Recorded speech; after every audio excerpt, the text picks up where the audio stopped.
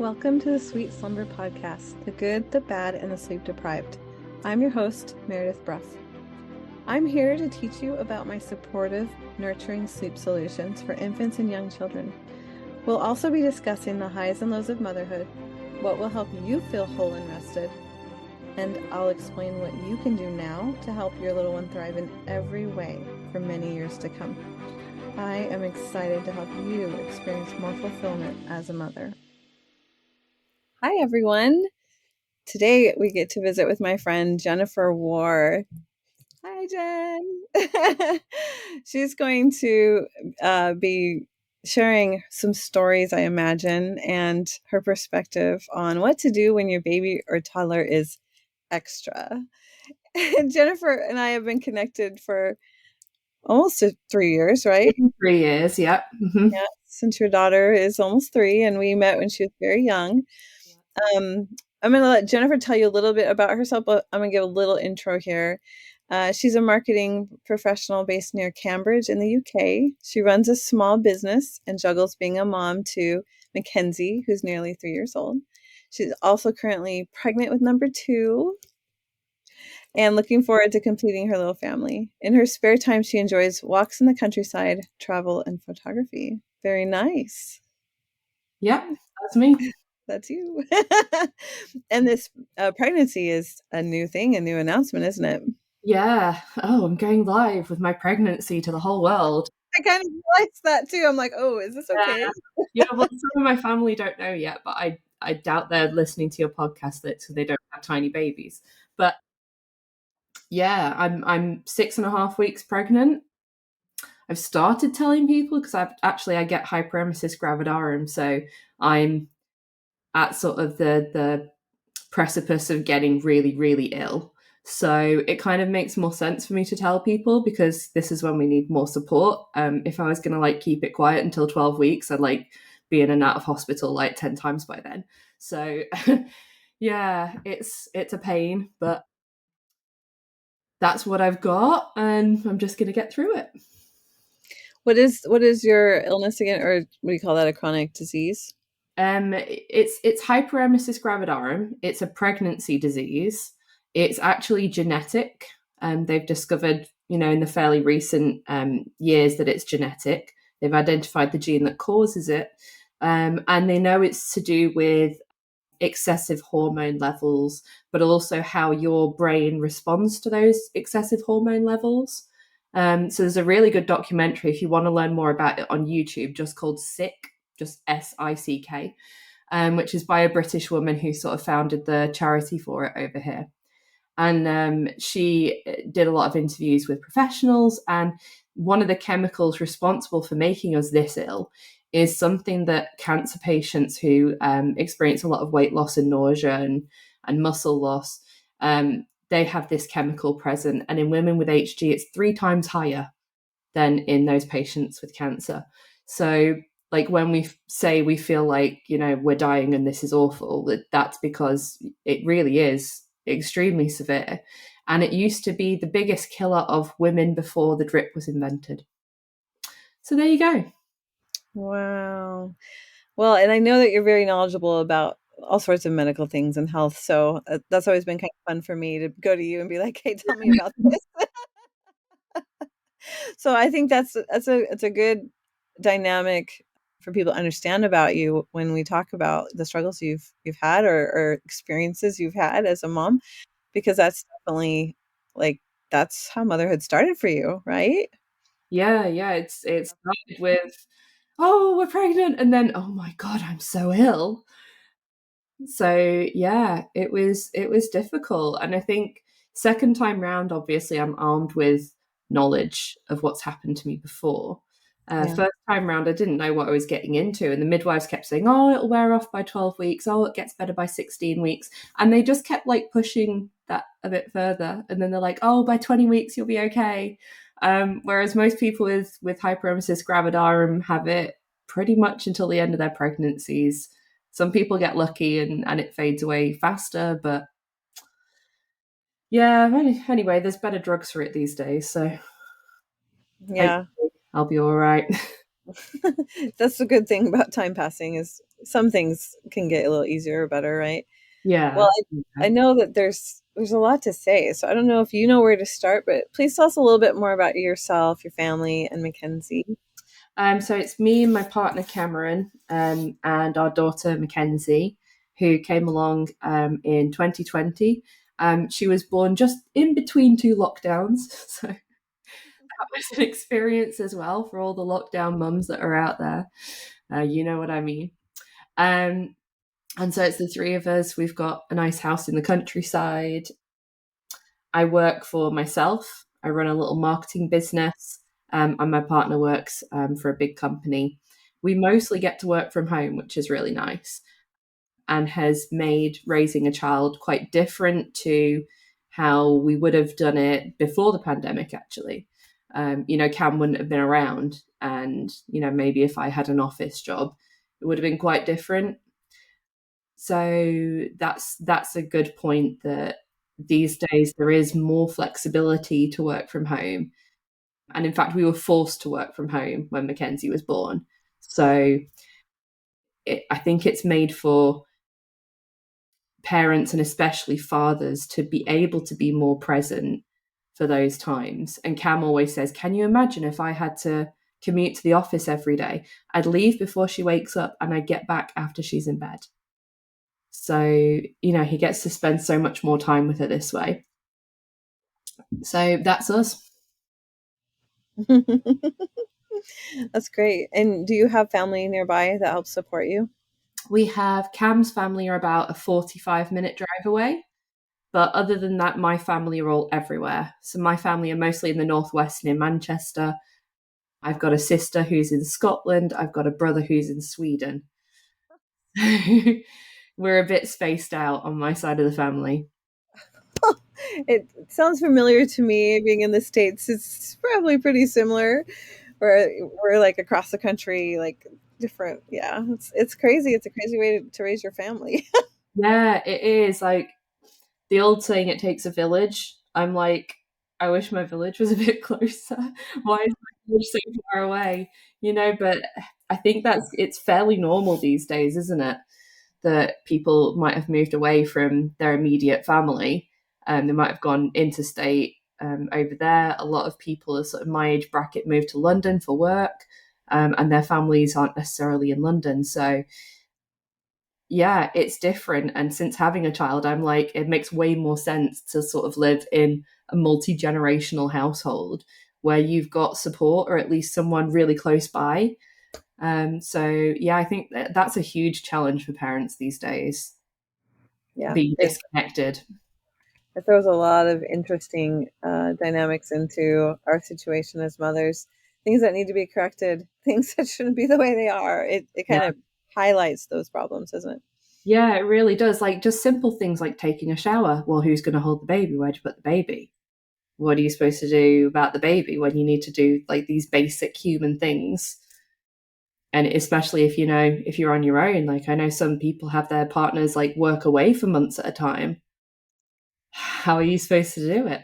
And it just gives me huge respect for single mothers because wow, they're doing so much, Yeah, I really nonstop. So yeah, my hat I'm is off to them. absolutely. So let's talk a little bit more about your background. Do you have other health challenges that you have to deal with as a mama? Yeah, as me personally, I have a B12 deficiency called pernicious anemia. So it's a really important vitamin. Actually, it's the only one that you'll die if you don't have enough of it. So you can be iron deficient, calcium deficient, and you'll get ill. But pernicious anemia, as the name goes, pernicious part, it's very dangerous. And basically, my stomach won't absorb B12 anymore, or the route to getting B12 from my stomach to my bloodstream is broken. So I inject B12. And I did get very ill when I was younger, when I was in sort of my mid to late 20s, but I've corrected it and I manage it, and that's okay. Other than that, I have asthma, and that's just lots of people have asthma. So that's Yeah. not as interesting. I have genetic flipping hyperemesis gravidarum. So I hope that Mackenzie won't have it. Yeah, I know. That's always the fear, huh, when we have something that's genetic. Yeah. Well, I think that Mackenzie's story probably starts with her birth, besides the crazy pregnancy. Did you Yeah. have a good birth experience? No. Does anyone have a good first birth experience? I don't That's a good know. I don't think I've met anyone who's had like the perfect like first birth experience. question. All my friends just have like this pile of trauma from their first births. Um, no, True. it didn't go great. So I was overdue and put on the induction ward. But while I was there, my waters broke naturally. And I was like, great, can I go down to the delivery suite?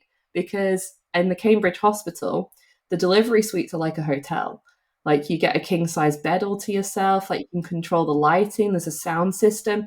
Every single room has a water birthing pool and it's set to the right temperature and it's ready to go, and you've got all your medicine balls, and you've got whatever position you want to give birth in, they've got a tool for it. It's amazing. And so they said, no, you can't go down there because you're already on the induction ward, and that's just like paper trail, you can't go down there. But it turns out that was really lucky because I had a massive postpartum hemorrhage and lost 2.5 liters of blood in an instant. And because it was a pandemic, they were short on blood. They had some, but they were only giving it out in like dire, dire need. And they were like, oh, let's see how she goes. So basically, like half of my blood was saline at that point. And we stayed in the hospital for 5 days. And when I left the hospital, I still qualified for a blood transfusion. Yeah. And then the doctor said to me, so it's going to be 4 months until you feel well from this blood loss. So Oh my gosh.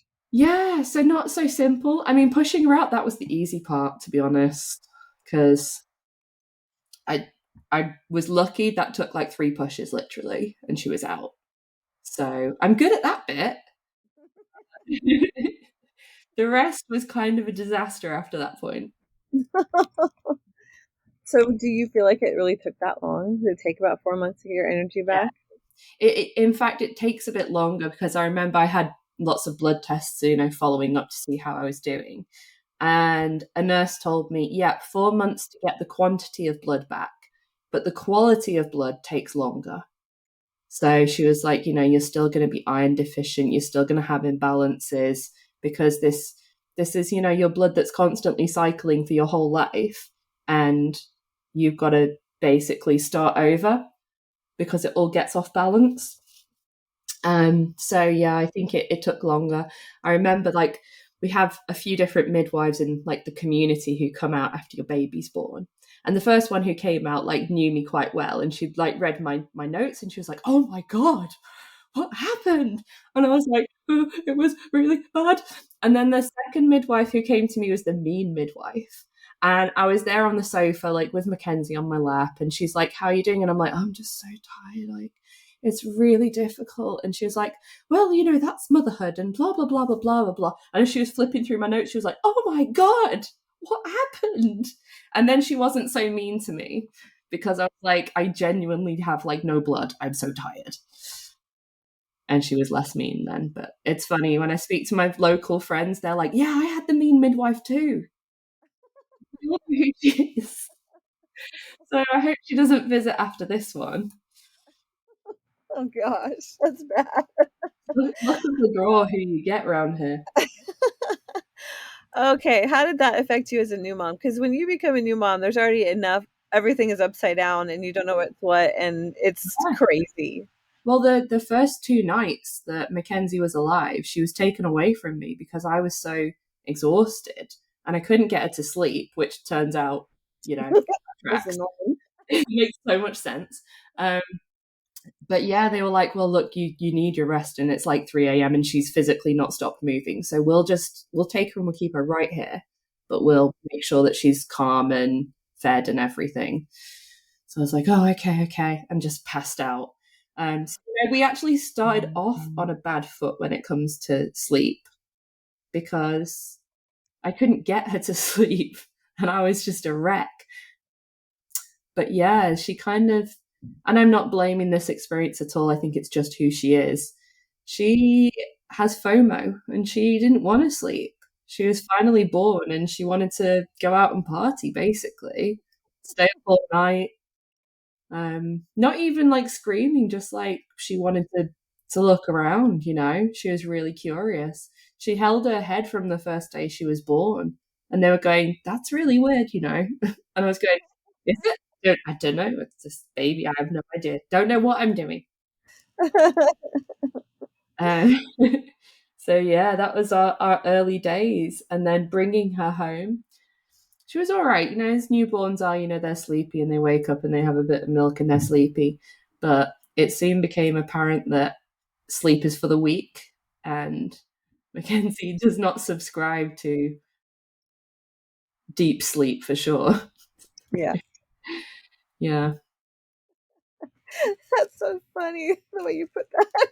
She doesn't subscribe to deep sleep. That was a new one for me. Yeah. It's like my tagline. I don't subscribe to deep sleep. So I imagine that was pretty crazy. What did you do to get her to sleep? What did you figure out that worked? Oh my God. Just we tried swaddling, we tried like white noise, we tried like really dark, we tried like the stroller, we tried the little Ewan dream sheep. Complete waste of money for Mackenzie. I'm sure it's great for some kids. Like you see it on the advert and they're like, you turn the sheep on, the child just falls to sleep. No, they don't. We tried co-sleeping. We tried Moses basket that rocks. We got like an electric rocky swing thing, which at one point in time it kind of worked, but she was more just like, ooh. We tried, you know, just shushing her and baby wearing and feeding to sleep, which worked out to be like the only way, which wasn't great because she had reflux issues. So a stomach full of milk, and then you try and lay them down, and then she'd wake up screaming. But I didn't know that at that point. I just thought she's just waking up screaming. So yeah, we tried everything in the early days, and just nothing stuck. Or she'd be asleep for 5 minutes, and that's it. Then she'd be up. And her wake windows, I remember when I first started reading about wake windows when she was like maybe 2 months old. I was going, oh my God, she's awake for way too long. I've got to try and get her to sleep early, and maybe she's overtired. Kenzie did not want to go to sleep though. She wanted to be awake. I was remembering being like, she's been up for 4 hours. She should be up for like 45 minutes at a time. Oh my God. And then doing everything I could to try and get her to sleep. I remember this one time I had her like swaddled and I was rocking her. And I figured if I rocked her really fast, it kind of almost like dizzied her to sleep and she'd fall asleep. And I'd carry on doing it. And then my knee cracked and she woke up. And there was another time I spent like 2 hours trying to get her to sleep, like every way possible. And my partner closed the front door downstairs and she woke up. And it's just, you know, she's there peaceful, and then it's just like, bam, Yeah. I'm here. What are we doing? Where's the party? And that's just Mackenzie, you know. And we tried all sorts. I remember when I first spoke to you, I was like, nothing works. And all my friends were like, why don't you just put her down in her crib in a dark room? And I'm like, so that she can scream bloody murder for 5 hours straight. Why would I do that? Like as soon as you like turn your back to Mackenzie, she starts screaming. Even if you're like reaching for a diaper. She's like, "Oh my God, you're leaving." Ah! Yeah, she's just she's very intense, very sensitive, very spirited. And even to this day she really knows what she wants. And if you want her to do something else, your only real way of getting it done is to sort of divert her and sound really excited. Like, no, come on, PJs, you get to choose. Wow. And then she'll be like, oh, okay, maybe I will do PJs and leave the cartoons. Okay. I hear what you're saying. Let's give it a try and then we'll come back down for cartoons. Okay. That's the thing about you is I think you're the most creative mom I've ever met. Like creative in solutions, in approaches, in games, in everything, and it's so impressive. takes a lot of mental power. I don't know how you do it. I don't know how I do it either, but I look like a Wally doing it. And I think that kind of not being self-conscious about it probably helps. For sure.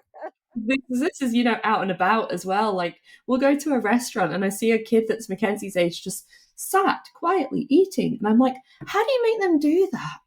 Because she hates food as well. This is the other thing. Like, I would have to trick her into eating. You have to trick her into sleeping. You have to trick her into eating. Like, two stupidly essential things. She don't want to do either of them. And she's not motivated by food at all.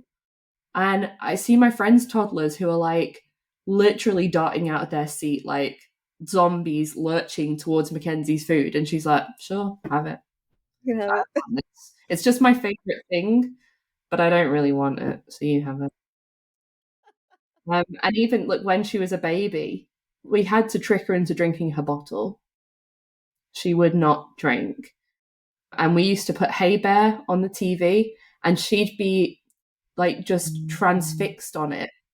And we put a bottle in her face and she'd drink. But if we didn't have that as a tool, I don't know how we ever would have gotten milk into her because she was too busy with other things to sleep or to eat, which absolutely drove me nuts. And it still drives me nuts to this day. She's a very skinny, tall 3-year-old. And I'm constantly trying to get her to eat. And she's like, all right, I might have 2 bites of toast and then I'm out of here. I don't know how you do it. Yeah. I don't know. I couldn't handle that all the time. I'm probably a lot more loopy than I was 3 years ago. I'm just hoping this next one's going to be like just the most easygoing child because I feel like I've earned it. But we'll see. I think so too. I really hope so. Maybe I just don't breed them that way. We'll see. Honestly, it's a 50-50 chance from my experience. I've seen it go both ways for everyone. Like, I totally have helped people with 2 or 3 spirited kids, and I've helped people with like one that's like Mackenzie, not quite, because Mackenzie's her own person, but and then one that's like really sensitive. At least we get that spirited side away. Like, we'll take it, right? Yeah. And then I've helped people, like one of my close friends who I've been connected with almost as long as you, past client. Her first one's very similar to Mackenzie, and her second one's easygoing, chill, easy with sleep. And I'm like, oh, thank God, you deserve this. I'm not going to turn on God if that happens, if it doesn't happen to my other friends, but I just wish it would for everyone. Yeah, I get it. Oh gosh, you get it. I'm the one who's getting it. You wrote the book. This is your story. I should write a book. You should write a book. I agree. So your philosophy on parenting is very enlightened. It's very beautiful. So do you want to tell us some of those beliefs or your perspective on parenting? Yeah, we practice gentle parenting, which is not passive parenting, but it's trying to understand from where their mental development is at, how they're approaching a situation. So if she falls apart and cries about something, I'm not going to tell her off because she's experiencing a completely natural emotion over something that in her world and her mind is really big. So she doesn't get told off.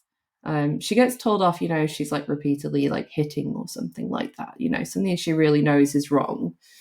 But if she is emotional, she doesn't get punished for having emotions, basically. And a great example is we were in a toy shop and she goes running around, she picks up toys and I go, oh, that's great. Let's put it back with its friends. And 9 times out of 10, she'll just put it right back because she's a really good kid and we've practiced this. It doesn't happen overnight. You have to work on it. But there was one thing she picked up, and weirdly it was the Teletubbies, and she's never ever seen the Teletubbies. It was little Teletubby dolls. And I said, oh, they're very funny, aren't they? Look at the colours. Put them back with their friends because we've already got some toys that we're going to buy. And she was like, no. And she plonked her bum on the floor and she gave me this look like this. No. And I said, well, Mackenzie, we can't buy that today. We're buying this ball for you today. She had a baby shark ball, which is like, oh my God, the best. And so I insisted that she put it back. She put it back and she fell on the floor in a puddle of tears and just crying and screaming. And I just sat down and I cuddled her and I went, I know that's really hard because sometimes I want things that I can't have too and I get upset. That's perfectly normal. And you know what? If you still want this when it's your birthday time, you tell me and we can come back and we will get it for your birthday. And she cheered up and walked off and she was back to her normal self. She was completely regulated, playing around, running around the shop, and she picked up other things and put them back. Now, that same day, I saw somebody put a reel on Facebook and she was talking about her parenting philosophy. And it was the same situation. Her kid had thrown a tantrum in a shop, and she said, this is what I do. I walk away from them. I go to the next aisle where I can see through and I can make sure they're safe, but I just let them have their tantrum. And when they've calmed down, that's when I'll go back. And I thought, right, so your child is experiencing a strong emotion that they don't know how to handle, they're not equipped to handle, and you've abandoned them. Are they screaming over the original thing? Are they screaming because they've been abandoned? And also, you're teaching that child then to not show their emotions because then the ones they trust the most are going to abandon them. Now, let's just have a think about how many adults we all know who might share that problem to this day. And it's a lot. So I just don't think that's the healthiest. And I told her so. I was like, right, well, that's not how I handle it. I do it this way, so I'm not emotionally scarring my child. I didn't say those words exactly, but I'm like, there is an alternative for everyone who's reading this comment. This is what I do instead. And I said, the 10 seconds it took to calm Mackenzie down versus the half an hour tantrum that this poor child went through, what would you choose? And you have to practice it, but once you've practiced it, it's a really good tool. That's awesome. So that kind of sums up where we're at, We're gentle, we're understanding, we're responsive. And, regarding sleep, that's the other thing that I don't get is people who try sleep training methods. It's essentially the same thing as the tantrum in the toy shop. If your child's screaming for you. I watched this one episode of Super Nanny and she was teaching this, I think, 2 or 3-year-old. She was teaching this 2 or 3-year-old to go to sleep on their own without needing their mum. And what she did is she had the mum sit in this darkened room with the kid in the crib, and the kid is screaming for his mum, and his mum's sat with her back to him and she's not allowed to turn around because Super Nanny says so. And the kid screams the words, "Mum, I'm dying." And it's not because he's manipulating, because he doesn't know how to manipulate because he's a toddler. He's saying that because he feels like he's dying, because he needs his mum. And I just thought, wow, I used to watch this particular show and can't anymore because I just massively disagree with that. And Meredith, you're the one who taught me, like, if you're responsive, that leads to security, which leads to better sleep. So I mean, some people might like these sorts of methods and, claim that they work, but I think it's important they don't work for every child. And if your child is really upset, you go and get them and you give them a hug, because how would you feel if someone left you crying in a room and didn't come back, even as an adult? So that's what we've tried to do, even though she's a very, very challenging child to get to sleep. We have been responsive. And when I look back on our time, there's a lot of sacrifice, a lot of night wakings, a lot of hours when she was awake and she wouldn't go to sleep because that's her sort of regression behavior. But she's a much better sleeper now, and she doesn't even nap now.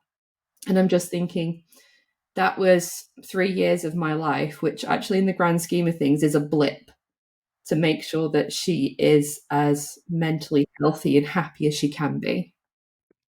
So yeah. I think it's worth it. I think it's a sound investment of my time, even though it's really, really hard when you're going through it. Yes, I know. You and I always talk when you're up at night. Not always.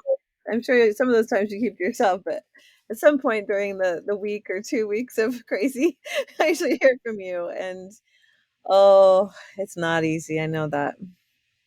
Thank goodness for your car. Yeah, Mackenzie's been driven to sleep a lot. Sometimes that's the only solution, but sometimes that's not the solution. Like when she's properly in a real sleep regression, she'll be awake from 12 until, no, sorry, from 11 p.m. until 3 a.m. Those are her like witching hours. And she's like fully awake and excited and wants to play. And we tried everything, but what we've settled on is it's going to be 4 hours. Take her downstairs, let her read her books, let her play with her toys until she at least looks tired. Because otherwise, you are battling a child for 4 hours in a dark room and you're not going to get anywhere. So it's rough, but it passes. And that's the hard thing to remember when you're going through it and you're sleep deprived, that it does pass.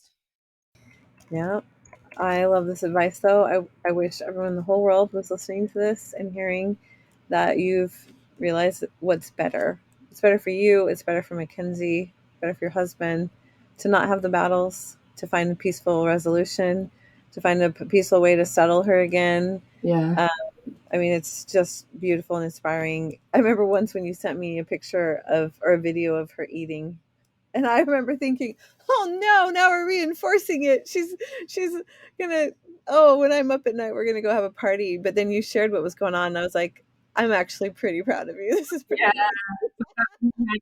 We had like electric candles on the table and she's like snacking and she's got her electric candles and she's like, look, and like putting her food in the electric candles. And then we took them up to her room and we sang songs and stuff. So yeah, we try all sorts, but essentially if she gets really upset and angry and frustrated, it's just going to take longer for her to get to sleep anyway. So we just try and keep her happy really as she's going through it. And yeah, it's tough because then you've got to work, on half a night's sleep. So one of the things I do now is I go to bed really early, like by 9:30 at the latest. Sometimes I go to sleep at about 8:30.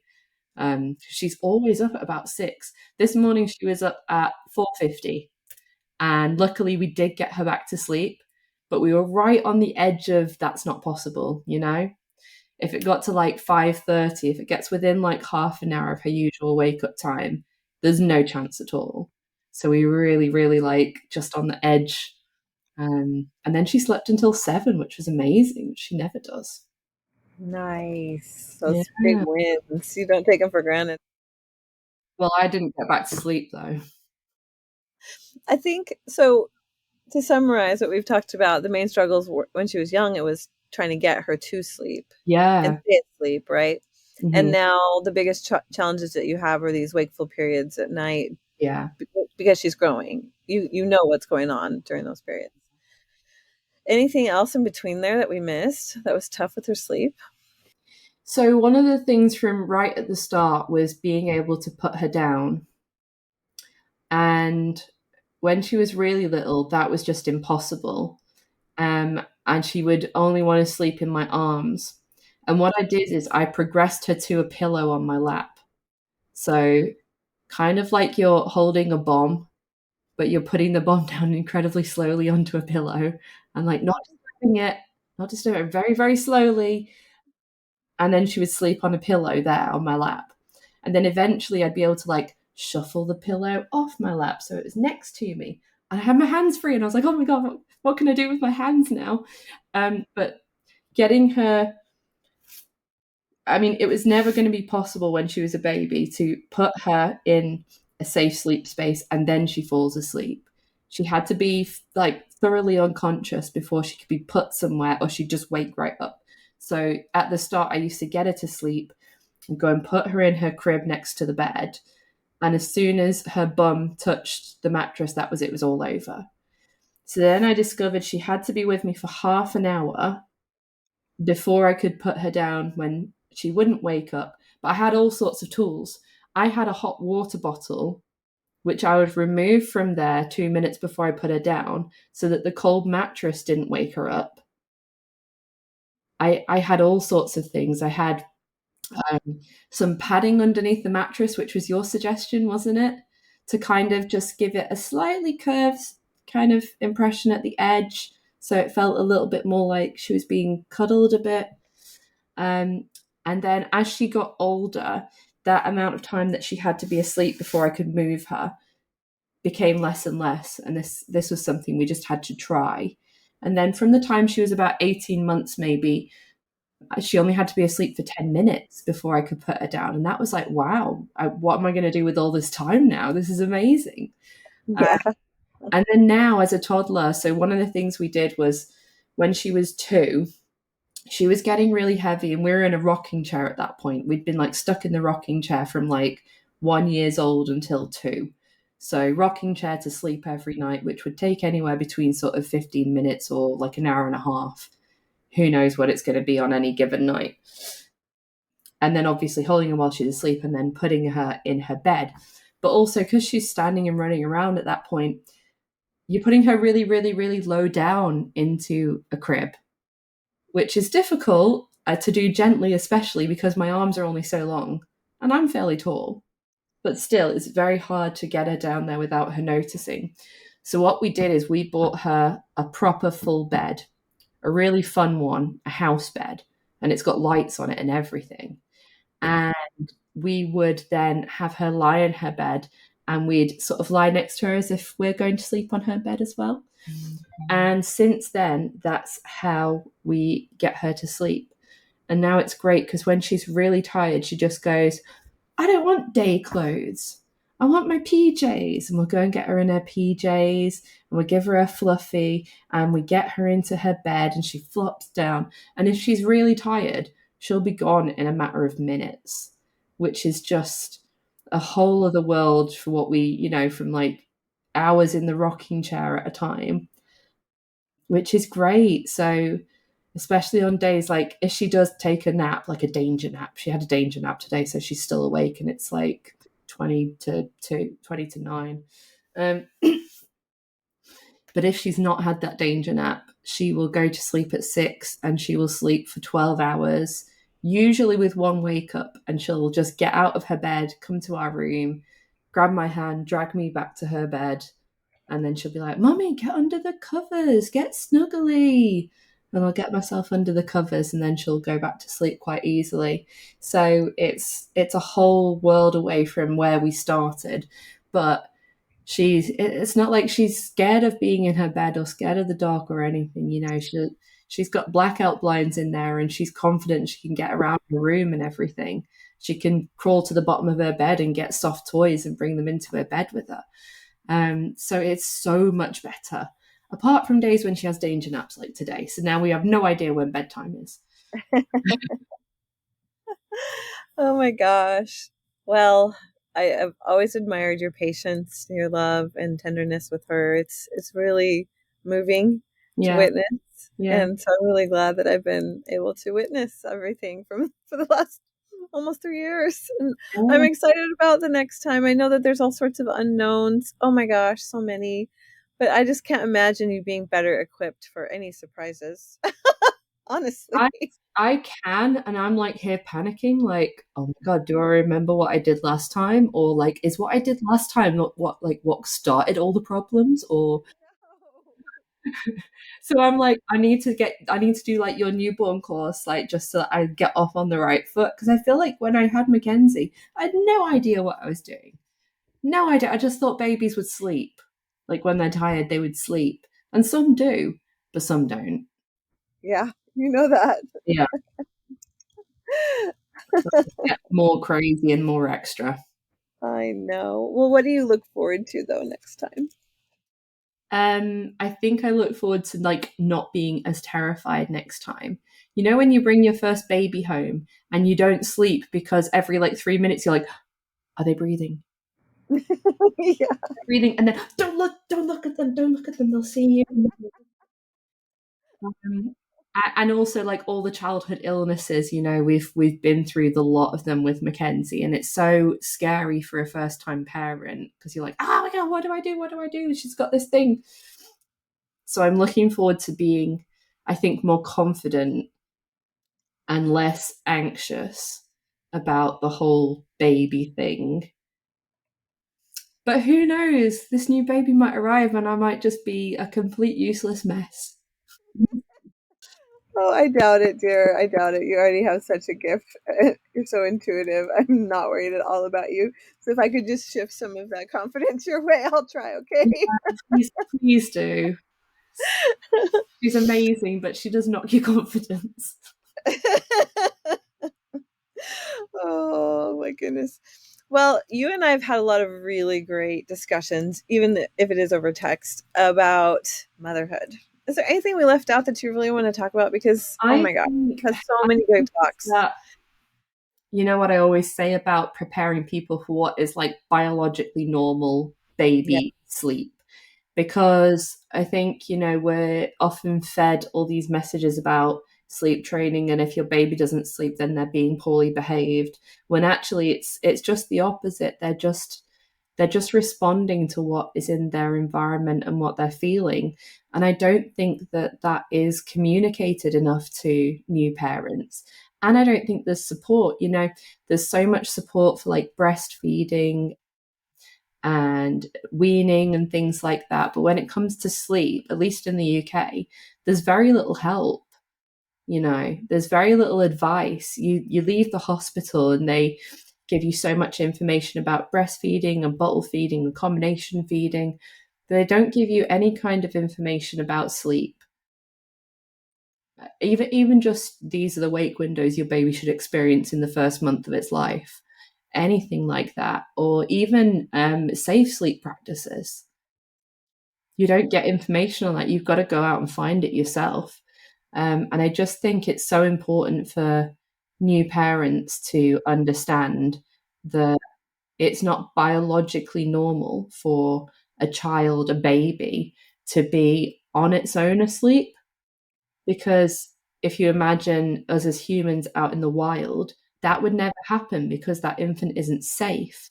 The safest place is squashed up right next to its mum. And that's where it should be. And that's why they want to sleep.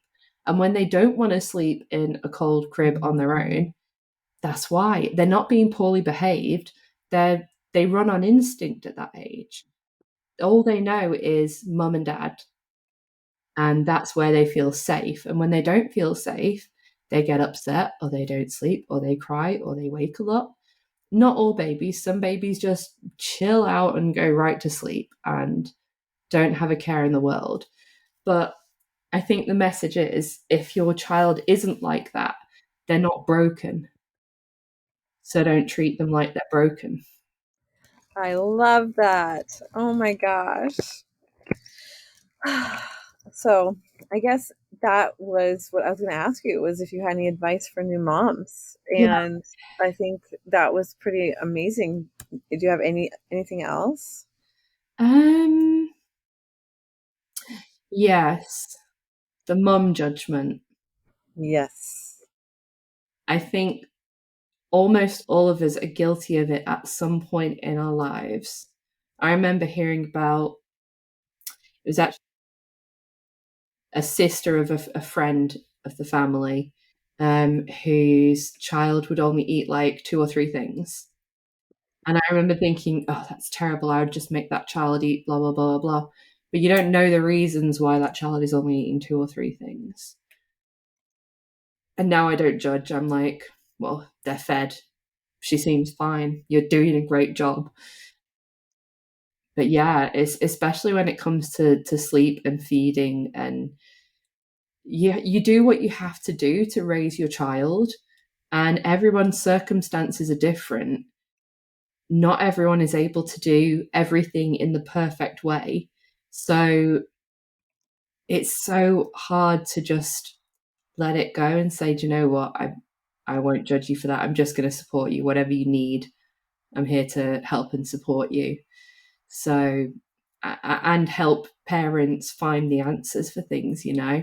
I've got a friend whose daughter's roughly Mackenzie's age, and she messages me like, how do you get Mackenzie to behave in this circumstance? And I'm like, well, I don't let her get into that circumstance because I know she won't behave, and we exchange nice little tips about, how we can handle these things, all these crazy toddler years. And it's so much better to just build other women up instead of judging and tearing them down. And it's hard to do. And I think we're also guilty of it, that we need to recognize when we're doing it and go, hey, stop, because you don't know the full circumstances. Yeah, I agree. I love that. I was never one to judge other moms, but like you said, I think we just find ourselves maybe gossiping, maybe just internally Or thinking just something. subconsciously, Yeah, that's what I was saying. Internally, we're just thinking like we know better, or like looking down on the situation, or I would handle that better without really thinking about it. We do that, right? Yeah. But when it comes to like the outright lashing out judgment, the things that you see on Facebook, oh, it just makes me so sad for other moms. Mm-hmm. And I don't understand why anyone has the time or energy to spend it on something negative like that. Like, About your own children, like life's complicated enough. Like yeah, Mackenzie still has a pacifier to fall asleep, and she's nearly 3. I'm not thrilled about it, but my friend's a dental nurse and she's told me, like, don't worry too much about it. But other people would tell me, oh, that's terrible, you're not thinking about your daughter's teeth and stuff. I'm like, you don't know how extra she is. yeah, This is like her one little comfort that she really, really needs to just relax and fall asleep. Why would I take that away from her and cause her distress unless it was absolutely necessary? So she's still allowed to use it at nighttime. I love that. That's Yeah. awesome. And I think that is probably your philosophy more than anything. Like, you don't have to put a name on it. I think you're all about like support, not punish, understand, facilitate, don't make things worse. I feel like you're the perfect mom for Mackenzie because you can see her strengths and her beautiful traits, Mm-hmm. even though she drives you crazy. And you just want to like, you know, bottle her up and buoy her up and just, I don't know, you just cherish her in a beautiful way. So She's inspiring. turned me into that person. Really, she has. Like over these 3 years, I've changed massively. And I've been describing her as extra and a bit of a nightmare, but also it goes along with the spirited and sensitive thing. She is the sweetest girl in the world. Like she runs down the stairs in the morning and goes, "Mummy, I love you." And whenever she receives something, she says, "Thank you." And if we ever say thank you to her, she goes, "You're welcome." Like she's a massive sweetheart, and she's so much fun, and she's so full of joy. And she's made me this way, and we've helped make her who she is. And it's going really well. It's been a hard journey, but it's worth it. It's been worth the time. Oh, I love that. Yeah. That's so beautiful. That's one of the things I really like to get feedback on for other moms is, have you been able to see very clearly that your support has helped her naturally become more independent, naturally like move away a little bit, like Mm-hmm. in situations she might be clingy, now she's more confident, or she's always been very adventurous, so I'm not sure that applies here, but just seeing her become a little girl who obviously is secure. Have you kind of seen those patterns with her? Yeah, definitely. One of the things that I love the most about her is if she hears, she loves babies. So she's going to be really excited next year when we have one. One of the things that she always does, if she hears a baby or a young child crying or upset, she immediately runs over and she wants to help them, and she wants to hug them, and she wants to find out, like, do you have a boo-boo? What's wrong? What happened? Do you need a toy? She's so, so sweet and empathetic, which is just, it's amazing to see that develop out of her. And it's almost like it's her superhero power, like her ears just prick up and she's like, oh, a baby in trouble, I will go. And she'll go and help them. And yeah, she's absolutely still clingy and sensitive at times, but it's less frequent and we deal with it better.